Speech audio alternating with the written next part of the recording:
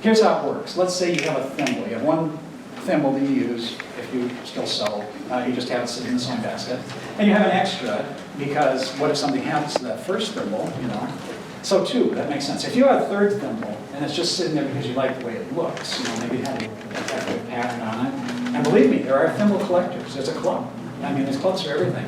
If you have three of them, then you're a collector. You know? And there's absolutely nothing wrong with that. The people that I encounter when I'm writing and photographing collect just about everything. And the things I'm going to show you today are things that people collected. I call my book Post-War Pop because it's popular culture items that began accumulating in people's homes in earnest after World War II. During World War II, you know, people were denied. Oh, and this is light too bright in here. Can you see the photos all right? Do we need to turn it down a little or something? And could we get the light? I don't know, they're up. Right around the corner, maybe?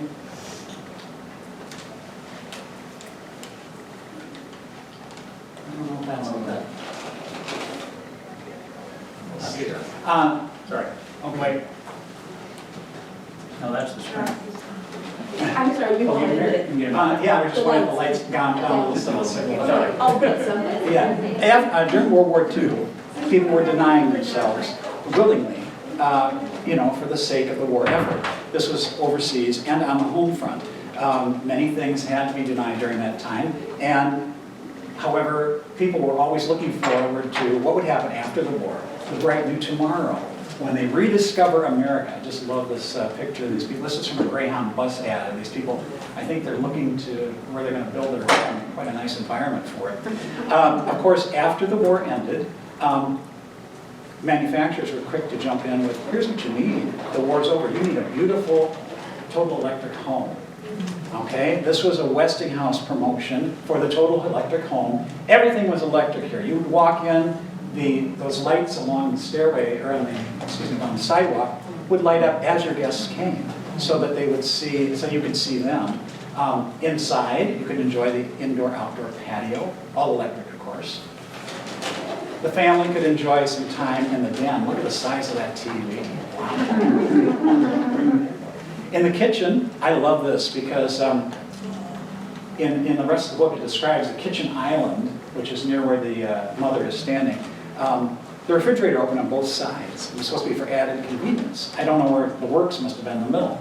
And since this was after the war, and all those ladies who've been devoting their time to the war effort were sent back into the home, well, there they were, brand new washers and dryers in pastel colors, the little sewing area is set up for them. And she looks, I think she's on the phone complaining, I want to go back to putting rivets on airlines, the airplanes. But things that, now this time, you needed things to fill these homes. You know, I mean, you have these big electric homes, you need things to fill them up. Back then, the things people were buying to fill up their homes, they were getting at department stores or gift stores. They weren't collecting per se, they were filling up their new environments. Today, of course, we're collecting the things that they had then. Some of the things that I think of as pop culture began as necessities. You'll see things thinking, is that really a popular culture item? Well, nowadays it is, but back then it would have been a necessity. And nowadays, of course, we're going to collect things from the past. We'll go to antique shows, right? This is Walnut, Iowa, their antique walk, and every Father's Day weekend. Display of glass at Walnut, which they came back this year, Walnut. It was a lot of fun to be out there again. China. Everything, pennants, right? And just like the people back in that time, the people today who collect, looking forward to the future and finding something new is almost as exciting as finding it. Your dream of tomorrow, find what the things are that you're looking for. You never really want to complete your collection because then what would you do? You know, take a nap? You can start a new collection, right? You want some sort of, something to look forward to, your dream of tomorrow. One of the first things that people collected following the war were souvenirs of the warriors. These weren't primarily because they thought, oh, I want to keep these on hand. Not a conscious effort to collect, more than an effort to preserve history, whether for themselves or for their family. These are just some examples of the type of things that folks collected pertaining to the war. Sweetheart pins, this one's from 1941, of course, 80 years ago today. This is a Sirocco plaque. Sirocco was kind of like wood. It looked like wood, but it was really wood chips mixed with a glue to give it the impression of cardboard. Ration stamp booklets, and inside this one is a ration stamp. Everybody had to have one, a ration card, excuse me, for an 8-year-old boy. He had to have one too. Cookbooks, giving you ideas on how to make those stamps go further. Posters, these are wonderful. They were put out, of course, to promote different aspects of safety during the war. Here's one about home canning. This is a great one about the dangers of riding alone. You never know who your partner's going to be, right? Cards, greeting cards sent to the military. I love them when they come actually with signatures. You can find mint cards, new in box, but it's a lot of fun to get ones that have an original signature, maybe a little message on the back. You get the idea of what was going on in these people's lives at that time. Victory garden. People, of course, had victory gardens to raise their own vegetables and save what the farmers were raising for the war effort. Celebrities were big in promoting different aspects of the war. Here's Kate Smith's favorite recipes. And of course, Kate enjoyed more than one of those. Her radio program was brought to you by Swan's Down, I believe. She kind of specialized in cakes. And as well, I always love this comment about Kate Smith. They said, she didn't have a sweet tooth, she had a sweet tusk. Well, that was kind of cruel. But she was a wonderful singer, and the recipes are pretty good. Other stars did their bits for the war effort. Here's Dorothy Lamour advertising war bonds, war bond sales. This is a good collectible because you can also, there's stories about movies of the period, stars of the period. And Bob Hope, traveling throughout the war to the servicemen overseas. This is his book of memories of that experience. Of course, comics. Kids enjoyed the comics, and they had a military theme too. This one featured Captain Marvel Jr. He's fighting against, I think, Captain Nazi. If you're a little older, this is the kind of comic book you enjoyed. Servicemen were treated to Mail Call, which was by Milt Cannon, who brought us Steve Canyon comics. They featured the adventures of the exotic Miss Lace. After the war, things that had been in short supply were available again, like nylon stockings. Notice this lady, she gets to pick and choose this time. During the war years, she couldn't do that. Anybody can tell me what, when nylon was in short supply, what did ladies do during the war years? That's right, they paint a seam down the back of their leg. And you had to be really careful, because otherwise you had to go around all day with a crooked seam on your leg. And at the end of the war, of course, people were looking forward to when the lights go on again all over the world. Music like this kept people's spirits up during the war years. Songs like this that were inspirational, novelty songs, like Three Little Sisters. One loved a soldier, one loved a sailor, one loved a Marine. Rosie the Riveter, celebrating the women at war. Irving Berlin did a lot for both World War I and World War II, donating proceeds from his songs to different aspects of the war effort. His review, This is the Army, featured an all-military cast and crew, and it was a huge success. And again, all the proceeds there went to benefit the World War II effort. Glenn Miller, Captain Glenn Miller, with the Army Air Force Band, was, of course, a big band, one of the leading big band proponents of the 40s, and people are still collecting those records today because, hey, great music. Franklin D. Roosevelt, president for 12 years and celebrated in this song. Here's a recreation of his White House office at his home, Hyde Park in New York. Anybody know where these ladies are working? Yeah. The canteen in North Platte, Nebraska. That's right, that's right. That's a promo shot from 1943 of the ladies at the North Platte Canteen, which during the war effort, during the war years, this town of 13,000 people served 6 million servicemen. The train stopped there for 10-minute stops while they did upkeep on the train. They'd rush out the food, or the military people would come in if they had time, pick up sandwiches and stuff. 6 million people served. I had the honor of speaking in North Platte earlier this week, so got to see a lot of canteen memorabilia. That was a lot of fun. But people like to collect these type of mementos too, photos and other paper goods related to the war. And of course, here's a symbol of the warriors. This came out 6 months after Pearl Harbor, a poster promoting what was on everyone's mind during the years, victory for all. Around the house, well, we saw that home, the total electric home, and talked about how you had to fill it with something. Here's the sort of things people at that time were filling their homes with that we're collecting today. Lamps. This is, you may have never seen a lamp like this, but I assure you, they were very popular. They were made by the Moss Manufacturing Company of San Francisco. The lamps are all lucite. When they started making these lamps in the 40s, metal was rationed, lucite wasn't. So they made the lamps with this. You notice that figurine, they revolve. They were known for their revolving figurines, and they did, a Moss lamp could do anything. There were Moss lamp intercoms, Moss lamp bars, Moss lamp aquariums. They all lit up and they all did something. Here's another example of a Moss table lamp. And here's on the right, the lady behind all the Moss ideas. That's Thelma Moss herself. She had posted a party which was, come as your favorite Moss lampshade. So she was, well, not the designer herself, she ruled the roost there, and she'd tell her designers what she wanted, and they would do it.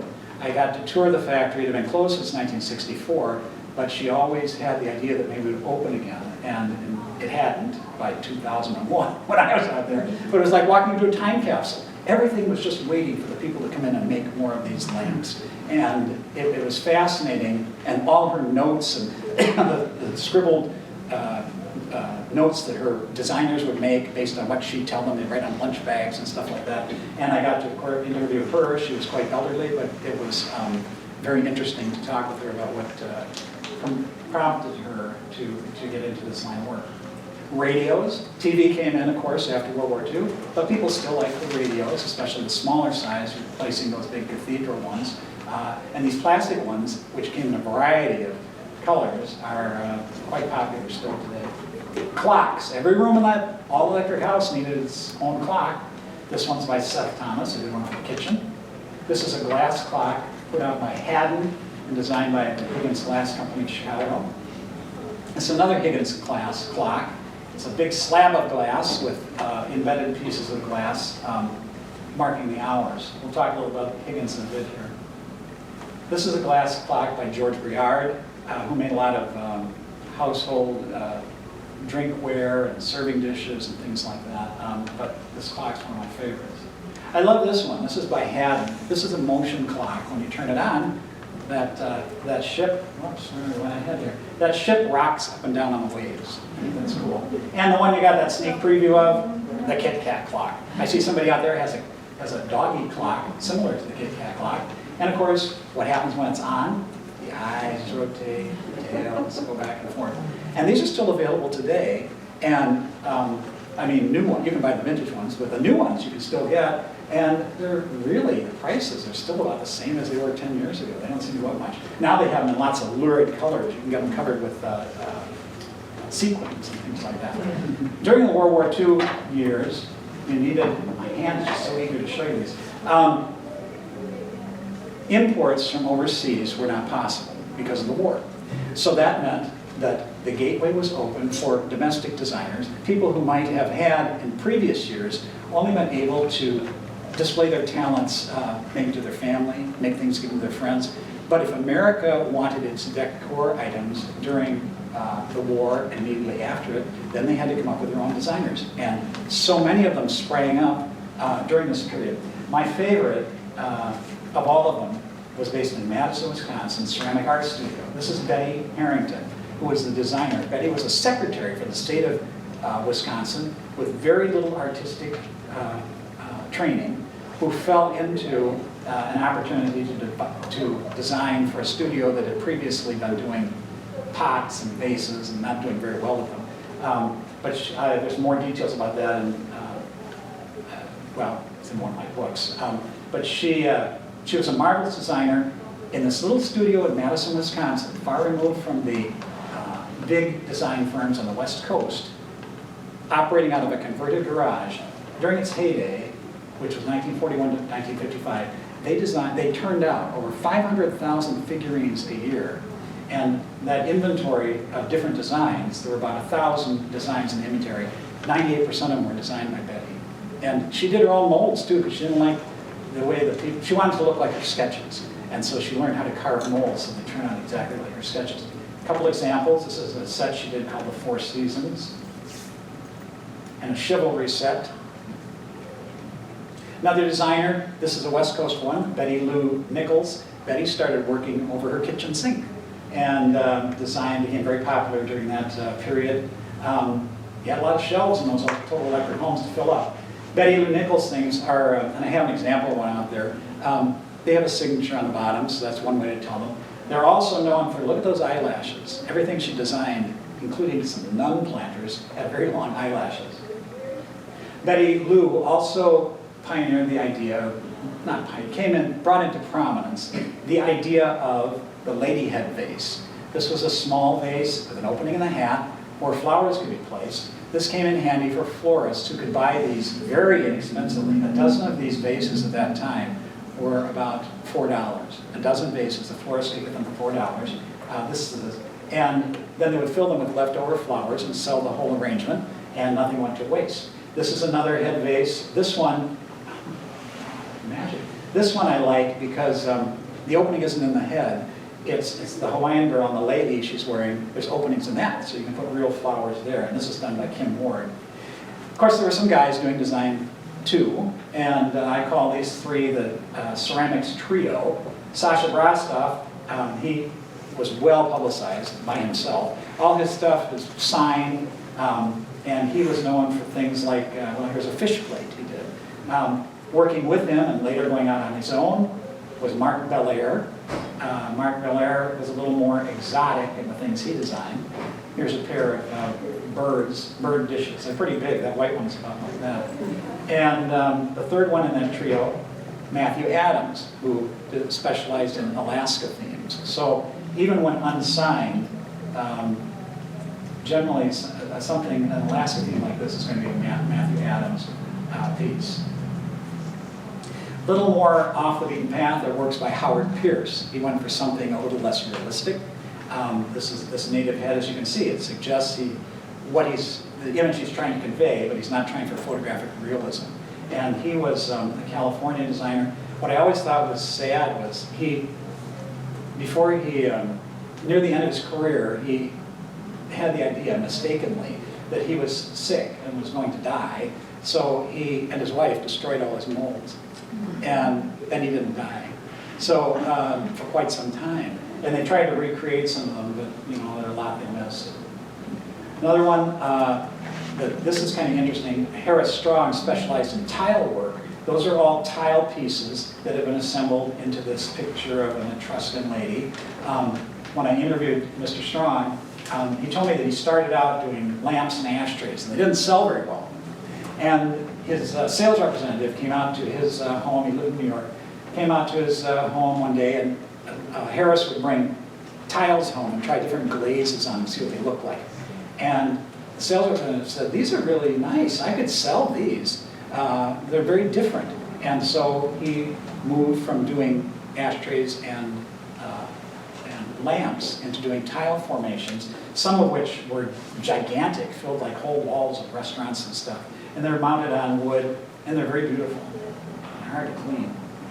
If you're looking for something more traditional, Van Briggle pottery, which started at the turn of the 20th century, was doing bang-up business in the 50s, primarily because when you went to Van Briggle, you got a free tour out there in Colorado Springs. You saw how it was all done, and then at the end you went to the gift shop, and if you're lucky, not lucky, if you had brought along your billfold, you probably ended up with a piece of Van Briggle to bring home. Crackle glass, popular in the 50s and into the 60s. Anybody familiar with crackle glass? Yeah, there. I like crackle glass because it's so interesting. The effect is the same as if you heated a marble and then dropped it in cold water, the marble would crack on the interior, hopefully not on the exterior. You have to experiment. But, and then you get that crackling pattern. In something like this, a Blanco glass pitcher, you put that in front of the window, and the light hits it in such interesting ways. It refracts on everything. If you have a big display of crackle glass, it's just wonderful to look at. And some of these pieces are huge. This is about an 18-inch pitcher. Crackle glass decanter, and also by Blanco, I like these crackle glass fish. They're vases. Of course, useful things were needed. Decorative items were nice, but it was also necessary to have things that did things around the house. Anybody know what these are? No, not creamers. Pie birds, you're right, that's right. Pie birds were needed to, when you were baking a pie, the steam would escape out the opening of the mouth there, so the pie would hopefully not have juicy fluids all over your oven. I don't make pies myself, so I've never tried one. But they came in lots of varieties. As you can see, the lady whose collection I photographed, she really liked the ones by California Clemens. She had quite a roundup of those. Sip and whistle mugs. Anybody have one of those growing up? Those were mugs that after you finished drinking whatever you had in them, then the handle is a little whistle. You could blow the whistle. And at the bottom, they usually have a saying at the bottom. This one at the bottom says, all gone. You get to know. These are fun to collect. They don't take up a lot of room. Useful things, of course, salt and peppers. These are also by the California Clemensons. And salt and peppers are a collection that never ends. Anybody here collect salt and peppers? Well, you should start, because it's going to take you the rest of your life. This pair, these are nodders, salt and pepper nodders, which means that the heads bob around. And they lift out the salts in the man, the peppers in the lady. This couple is called, your eyes are not playing tricks on you. This pair are called a wild ride. It's interpreted in one of two ways. Either they've just gone over Niagara Falls in this barrel, or they had a wild night on the town. Cookie jars. This is by Ransom Rainbottom. Cookie jars, you need a lot of room for them, but boy, are they fun to collect. The problem is finding them in condition. Why do you think that is? Because they were used, that's right. Little kids were always reaching in there and getting their cookies, right? I like this one, the Peter Peter Pumpkin Eater. Teapots, this one's by Cleveland. Napkin ladies, anybody have a napkin lady? Those are nice. You have to be very, if you're setting up for guests, you have to have patience, because you fold the napkin just right to go in those slots, and then the minute your guest takes a napkin out of one of them, oh boy, you have to start all over again. I mentioned Michael and Francis Higgins Glass earlier. They specialized in decorative, useful objects in the 50s and 60s. They were located in Chicago. Two of my books are about them. They made bowls, and candle holders, and dishes, and butter dishes, and anything you can imagine. It's fused glass. Fused glass is essentially, there's one piece of glass, the image or design is either painted or placed with pieces of glass on top of that. Another piece is placed on top. You put it in the mold, in the kiln, and it shapes itself into the shape, like whether it's a bowl or whatever it is. And the design is captured between the outer layers, so it never deteriorates. These pieces over like 65 years old, look how vibrant the colors are. Here are Michael and Fran themselves that work in their studio. I interviewed them extensively, and what great people they were. Of course, during the 50s and 60s, if you watch TV shows set in those periods, you know what everybody was doing when they were at a party. What were they doing? They were smoking. And so companies that did decorative items had to make available objects that catered to that household need. This is a whole lineup of cigarette boxes by Higgins. Some have glass bases, some have wood bases. Of course, Fran told me when I interviewed her, was asking about it, she says, oh, you can't give those away today. We have to tell them they're trinket boxes. And my favorite story was she had this great ashtray that was a little girl, she wore a straw hat, she was holding a flower, and it was so cute. And she says, oh, we didn't sell any of those. And I said, well, why not? It's really nice. She says, well, think about it. Would you put out a cigarette in that little girl's face? So that, lots of things entered into design work. This is a smoke set by Sasha Brastov. This piece is actually sitting out there. He catered to this is called Star Steve, and he was catering to the needs of the people at the time. If you like to collect smoking memorabilia, matchbooks are always a good choice, and there's even display racks you can get. It's fun, you can get them from places you visited, or places that had a particular meaning to when you were growing up. this lady, no, this is, I'm sorry, we'll get to that in a minute. But this one's kind of cool because there's one from the Stork Club right there in front. Hard to find matchbooks today. You know, some restaurants and bars still have them, but you have to ask. They're not out for the taking. What I always think was so interesting about the smoking time, the smoking era, was how heavily it was promoted. This is an ad for a movie of 1951, I believe. It's called The Paradigm Case. Now there's that all-star cast, and they're all lighting up. Even poor old Ethel Barrymore up there at the top. She's got a cigarette too. So it was something that was, you know, that was time. And collecting ads like these, which appeared, of course, in family magazines, household magazines of the period, that's a lot of fun to see who the stars were and what lines they were using to promote this product. And going to smoking, drinking. This is a collection of George Briard bar glasses. Barware was very important. George Briard ones are fun to find because he usually signed them so you can know what you're getting. Bar pamphlets, telling you how to mix all the latest drinks so your guests would be impressed. And this is one of my favorites. This is by the California Clemensons. It's called the Morning After Mug. If you woke up kind of woozy, you mixed up a concoction and drank it out of that mug. And when you got to the bottom, it says, never again. Paper goods. People love collecting paper goods of all types. The thing about paper goods is, of course, it's ephemera, which means it's not going to be, it wasn't meant for a long life. So finding it in mint condition can be a real challenge. But of course, that's one of the funs of collecting. And sometimes people say, well, I don't mind if it's not in mint condition. I like the way it is. Here's just some examples of the type of paper goods people collected, people had then and we collect today. Birthday card. Here's a 3D card, an anniversary card. I love that one. Pops out for a bicycle built for two. Valentine. Mother's Day card. And of course, mother needs some baby announcements. So there's some from the 50s. Father's Day card. This was a novelty card.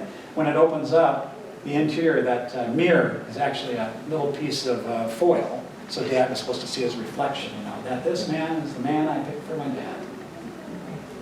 Anybody have little golden books? This was a popular one because the Nurse Nancy and Dr. Dan golden books both came with their own set of Band-Aids. So right in the front of the book, there were Band-Aids. It's very difficult to find one today that still has the Band-Aids in it because that would be the first thing the kids pulled out, right? I know I did. When you got a little older, you moved on to comic books.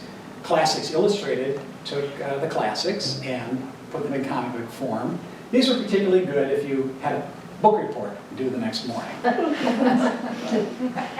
And another comic book, maybe not as highly regarded by your parents, would be comic books like those featuring Superman. I show this one even though it's from 1938 because it is a rare, very rare issue. It's the very first issue that featured Superman on Action Comics. And of course, Superman surged, flew to new prominence in the 50s because of the TV show. Still in reruns on Sunday morning on WeTV. George Reeves playing Superman. Now, if you're a rebellious youth, Mad magazine, which was still in operation, started in 1953, just went ceased publication except for specials just a couple of years ago. This one dates from 1957, and it's kind of fun to pick out the personalities of the period who are celebrating with the mascot Alfred E. Newman. That's that gap-toothed guy down the front. But among the people in the picture are Mitch Miller and Betty Crocker's in the middle. Jerry Mahoney, the ventriloquist dummy, is off to one side. Television, when television came in, the world changed. Goodbye to all those great radio shows of the golden age, unfortunately. By the 60s, early 60s, those had all faded out. When television started, it was still kind of as an afterthought. I say it's radio and television mirror. By the next year, this was 1952, Arthur Godfrey was the hit of television and radio. And by the next year, it was television and radio mirror, and then the radio completely disappeared from it. Of course, the magazine that we all remember from that period, TV Guide. Here are Lucy and Desi in 1953, at the height of their popularity for I Love Lucy, and they're promoting their new movie, The Long, Long Trailer. Here's one featuring one and a two, Lawrence Welk, and still playing. Still, they have repeats of that on public TV on weekends. Still popular. If your parents wanted you to get away from the TV and read a book, you could suggest something like this, a novelization of your favorite TV show during the 50s and well into the 70s. No, late 60s, because I think the last one was a Star Trek one. They would take TV shows, TV characters, and put them in these fictional stories. They had pioneered this concept with characters like the Bobbsey twins, and so they could just kind of change the plots, except instead of the Bobbsey twins, it was Lassie or Annette or the Lennon sisters. So you can tell your parents, yeah, I'm reading a book, you know. If you were a little older, you wanted this type of reading material. Teenagers enjoyed teen magazines during that period. Anybody identifying these stars on the cover of Teen? That's right, Tony Dow, right in the center, Wally from Beaver. Whispering in his ear is Patty McCormick, who at a younger age became a star in the movie The Bad Seed, where she played an evil girl. And then that's poor Janet Lennon looking over their shoulder like, hey, I'm here too. Some people like to collect theater memorabilia, specifically Broadway programs. I put this one in, even though this is from the early 40s, because it's such a consequential film, a consequential show, Oklahoma, Rodgers and Hammerstein's first show. And it's lots of fun reading these, reading bios of performers who you see them and you think, wow, they went on to become a star, you know. So if you like theater memorabilia, those are still a collectible. And up until last year, you know, stars were eager to let you to sign your programs for you. Might get back to that. Broadway posters, fun to collect. There's one from the original My Fair Lady in 1956. Gardening catalogs. These are wonderful. I love collecting gardening catalogs. I mean, it sounds like I live in a dumpster, but I have some. And the neat thing about them is, you know, reading the way they were promoting these. You read these and you think, I can do this. I could grow that. I can't even grow dirt. I've been told that so often. And yet, you look at these and you think, my raspberries and strawberries could look just as good. So these are really fun. Paper dowels. Anybody here ever collect paper dowels? Yeah. These were put out by Hallmark. They were their storybook dolls. They each came with a little poem inside. Playing cards. These are always fun to collect because, you know what? You can trade them easily because you only need one from each pack. The pictures are the same on the back, you know, otherwise it would give it away. So collectors, they have a whole pack and then they trade the rest of them with other collectors. Some of them get very specialized. They just want to collect jokers, or they just want to collect cards that have pictures of cats on them. The lady whose collection these were taken from, you can see some favorites there, Shirley Temple, Elvis, can't tell who, Ham's Bear is there at the bottom. The lady who collected these had over 5,000 individual cards. 5,000. She had binders like this, except they were huge, full of, like they would say, dogs, you know, or kids, or something like that. And she invited me over to look through them, and I said, well, maybe you could like pick out a couple hundred of your favorites. You know? It seemed a little daunting. And this is one of my favorite paper collectibles, a trading stamp catalog. These are wonderful because you look in them and you see how people were living at that time, how the things that were desired at that time. I can remember very well, and I'm sure many of you can, pasting those stamps into books. I remember in our family, my sister and I, and my mother, it was quite a long time before we talked her into using one of those automatic sponges. We'd sit there and it took forever. We saved 21 and a half books for an electric ice cream maker. That was our goal. And we finally got it, and I don't know that we used it more than once. But we had it. And you know the thing, when I was writing an article about these, I was collecting catalogs from different companies, some I hadn't heard of before. There was a company called Gold Bell that in 1952, for 7 books, you could get a cocker stag and a puppy. Holiday memorabilia. This is nice to say because, well, we all have something there. Something probably we've grown up with. Maybe it came from our own family, something we collected along the years. And so we like to keep it because of the memories it brings back before us, even if it's not in perfect condition. Sometimes when it's not, you remember why it isn't, and that's good too. So here's just a quick holiday look. Of course, we'll start with Easter, because there's a happy family on Easter Sunday. That's my mom wearing that prize-winning hat. She won Best Easter Bonnet that year. And that other dapper fellow on the side is me. Here's an interior Easter decoration. These are from Germany, German little bunny family. This is by Anna Lee. Anna Lee did figural, these fabric with wire understructure dolls, primarily holidays. They were located in New Hampshire. They're still making them today. I always think it's interesting, when I first was studying Anna Lee, different people said, oh, you know, she looked just like her things, her face looked like her. Yeah, right. She did. She didn't have the whiskers, but otherwise she looked just like these characters. Halloween. Vintage pieces like this from the 50s are hard to find because, well, they were using them for trick-or-treating, right? That papier-mâché pumpkin in the upper right, see, that's really expensive. It's got like a paper lining behind the eyes and the mouth, and that papier-mâché is so fragile, it's hard to find it without chips. But if you do, well, you're lucky, right? Christmas, there's the one that has the most collectibles. These idea books are great. Those people had a lot of time, I guess. These things you're supposed to make and decorate your home with, they sound so good, and they all sound like so much work. Now we're skipping ahead here. I wanted to show you there. This is one of the ideas. Go back. This is one of the ideas for setting your table perfectly for the holidays. Christmas cards, of course, are always nice to collect. Again, with messages. Sometimes people only correspond once a year. You find out what they're up to all during the previous year. Music from the period.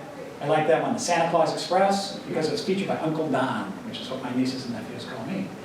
A lot of people, even those with tin ears, like to collect Christmas music to set out at the holidays because of the lovely covers. Look at this one for Sleigh Ride, isn't it pretty? Recordings. This one is a novelty Christmas record. I think it's fun. Dennis Day and his large family are enjoying Christmas. Does anybody know who the violinist is? That's Dennis's longtime employer, Jack Benny. He was a guest on that. Ideals magazines. Ideals started publishing Christmas issues in 1944. This is one thing I collect, and I have, knock on wood, up to the present day, every Christmas issue from 1944 on. Van B. Hooper was the guy who originated this. He started out doing in-house magazines for Alice Chalmers in Wisconsin. They were so popular that I came up with the idea, like, this might be something I could sell to other people, pictures and stories and poems related to different events of the year. So they started with Christmas and they moved on to a lot of other things. And it's still in publication today under different owners.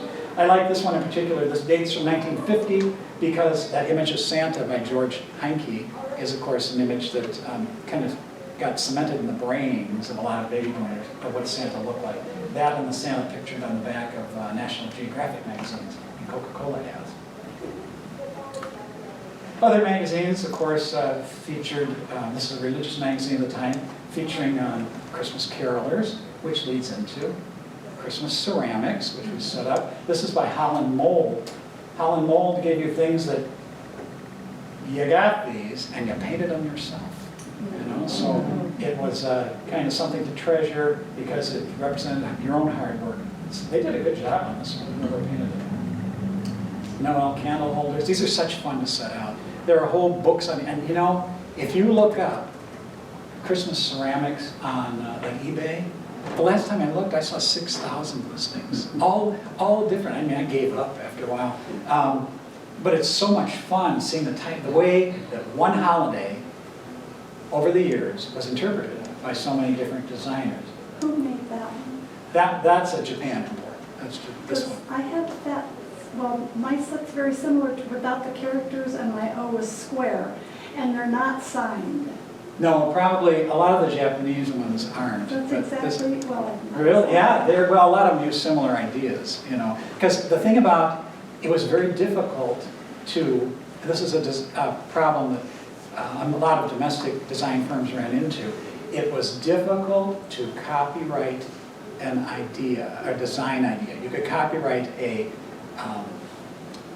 what something did, or if it was something remarkably different. But to copyright an actual design wasn't worth the trouble. And a lot of those companies, some of the ceramic companies I talked about earlier, eventually went out of business because their work was being copied by overseas when that became available again, and there was nothing they could do about it.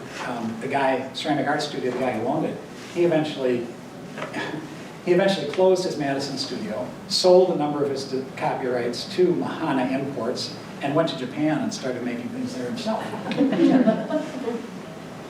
This is by, we talked about Betty Lou Nichols. This is one of her Christmas designs. I love it. It's called Tom, Dick, and Holly. An accordion planter. These originally would have come with flowers or candy, probably candy in this case. This is by Joanna of California. I like this one because it came with those little gifts you could put in. That was kind of novel idea. This is by Holt Howard, which isn't one person. There's a Holt-Howard. I always thought it was one person. But he did a lot of Christmas-themed things, and they're always known for his Santas, the winking Santa. That was kind of a trademark. Of course, you will also find imports with winking Santas. But Holt Howard pieces are signed. This is a nice collectible cups and saucers with holiday themes because, as the lady whose collection I photographed explained this to me, you don't need a whole set. She puts out different ones, some with the poinsettias, some with candles, some with Santas, so each person has a different one, but it carries you the theme. And I thought that was a really neat way of doing it. The poinsettia was the most popular theme I found in these cups and saucers. I think because it's well suited to the shape of the plate cup, the design, it's round. Toys, toy catalogs. Oh boy, are these neat to collect, right? This one's from Brandeis, and shows some of this one dates from I think 56. Shows some of the favorites people could have at that time. Look at these items, all these different Mattel pieces, musical items. Disney had its own Christmas items you might want, their very own Zorro hat. So if you had memories of looking through catalogs at that time, looking for your favorites, you might want to collect catalogs like this to bring back those memories and just see how much fun it was. And not only that, see how inexpensive they were. A Mickey Mouse hat was $1. If you're an adult, here's an adult toy. This is a Christmas tree pin. Any ladies here wear Christmas tree pins? There you go. This lady had, hers were stored in drawers that were originally meant to hold type in a printing company. Long, narrow drawers you pulled out. And she had these cabinets, this high, long, narrow drawers, and all these pins were arranged, and she had them arranged, some were by color, some were by maker, although a lot of these are not signed, so in most cases it's by color or design. It was amazing. And she said, well, I start wearing one the day after Thanksgiving, and I wear them every day up to Christmas. I thought, boy, she's going to need a lot of holiday seasons to get through all these. And I might point out, these are one of the most difficult things in the world to photograph. I thought, how hard can it be? They're all the same size. Well, they twinkle, and all that glaring light. And Hank over here spent hours fixing up these photos for me so that they would look as nice as they do today. Of course, one of the most collectible items for the holidays are those related to the Nativity. And I think this is something that people, this particularly has a family connection, because it might have been something you grew up with. You might remember putting something like this out, whether it's a holiday, whether it's Christmas, whether it's a Hanukkah collectible. You remember sharing that experience with your family. And even if the paint is a little faded, or the leg is broken on a little lamb or something like that, you still like putting it out because it brings back those good memories. This particular set is a beautiful one by Yadro, Spanish porcelain company. And I guess the thing people enjoy most about the holidays, of course, this is a Christmas one, but look at that happy smile on that snowman's face. That's an Anna Lee snowman. He's just enjoying the good times the season has to bring. So that's why we enjoy collecting holiday collectibles. They bring a good feeling to us. I call this category everything else because, as I mentioned, people collect everything. And it's fascinating to see what folks find of interest. So here's just some ideas, some things. Maybe you'll want to start a collection of one of these. You might want eyewear of the 50s and 60s. These were the Vail specs from 1952, maybe 1951. It solved the problem of a hat and eyeglasses. All in one. Maybe you like cat's eye. Huh? These are especially nice with those tinted yellow lenses. There are a pair of those sitting out there. Not this pair, but a pair of cat's eyes. Interesting thing about these, although they had their heyday, they don't look good on anybody. These are called highbrows. These were very popular in the late 50s, early 60s. Highbrows, or I call them face furniture, because, well, they are way up here. This particular pair, I was in San Francisco giving a presentation, and I had been starting work on a book on eyewear called Specs Appeal. And I was looking for glasses like these, but I couldn't find enough of a collection. And this lady came in to my presentation. She was a realtor, a very conservatively dressed realtor, except for her glasses. She was wearing a pair like these. And your eyes really went to them, so I went up and talked to her, and she said, well, that's my trademark. People recognize me because of my glasses. She has her own prescription put in these vintage frames. And I mentioned how much I'd like to photograph them. And she said, well, you have to have them back to me within 10 days, because what will I wear? People won't know me. So she sent me this big box of all these glasses, and they were a lot of fun to photograph, and I got them back to her in 10 days. But they're neat to collect, they're neat to have around, and if you're really brave, maybe be like her and wear them out in public. These are earring chain glasses. There are no temples on them. The chains are what hold them in place. You put the chains over your ears, and the idea behind this, it seems, wow, that's mod, like that 60s. No, it isn't. It's actually based on an idea from Chinese eyewear of medieval times. That's how they held the glasses on then, before someone came up with the idea of temples. Lucite purses. Anybody admit to having a lucite purse? These are rather impractical. They were made of hard lucite. Many of them had carved patterns on them. This one happens to have like a sequins captured within it. And they're very rigid, and they don't hold much. But they do make quite an eye-catching collection. And they aren't very expensive. A purse like this is probably $250. Maybe like retro cool recordings of the period. Somebody out there had some neat recordings, and I brought a couple myself. These are, here's Polly Bergen looking real sad. Party's over. Singing torch songs in the late 50s. Nat King Cole, welcoming everybody to the club. These are fun to listen to read the liner notes to. They're a lot bigger than reading on those CDs. And as I said, the covers are neat, and the entertainers are fun too. Some people like to specialize in collecting novelty records. Here's a novelty record. Ponderosa Party Time, Bonanza, right?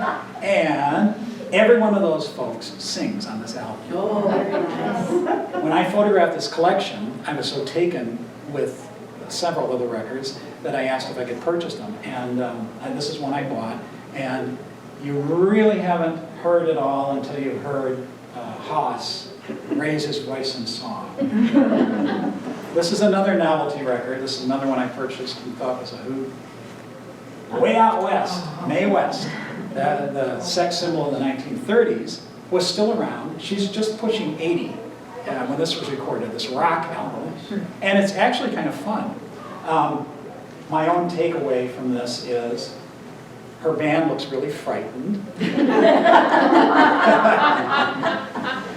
And I think her picture's been retouched.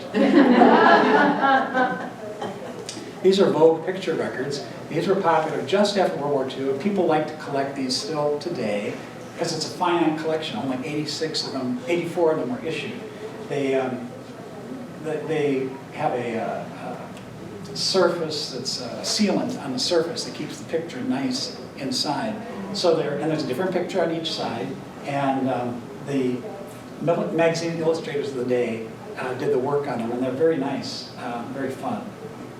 This came right after World War II, Serenade to a Pair of Nylons, because they were available again.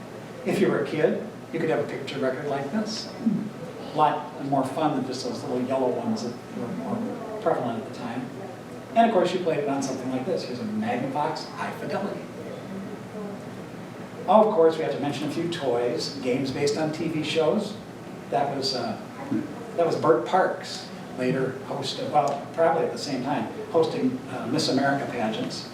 The Tic-Tac-Doe, that was hosted by Jack Barry, who later had some problems with the quiz show Scandals in the late 50s. Dolls, these are by Madame Alexander. Her career started just about the time of World War I, but her heyday was in the 50s and 60s. These were a little higher priced now, and by higher priced, I mean at that time, Madame Alexander doll was maybe $25, and that was a lot to pay for a doll, and you could get a Tiny Tears for $3. This was part of her line where she saluted various portrait artists. That's a Monet doll. Madame Alexander, in fact, became so popular and so well known that she even issued her Madame Alexander doll. That's supposed to be her. It does look kind of like her. Another doll was made right here in Nebraska. Anybody know what this one is? Where the company was?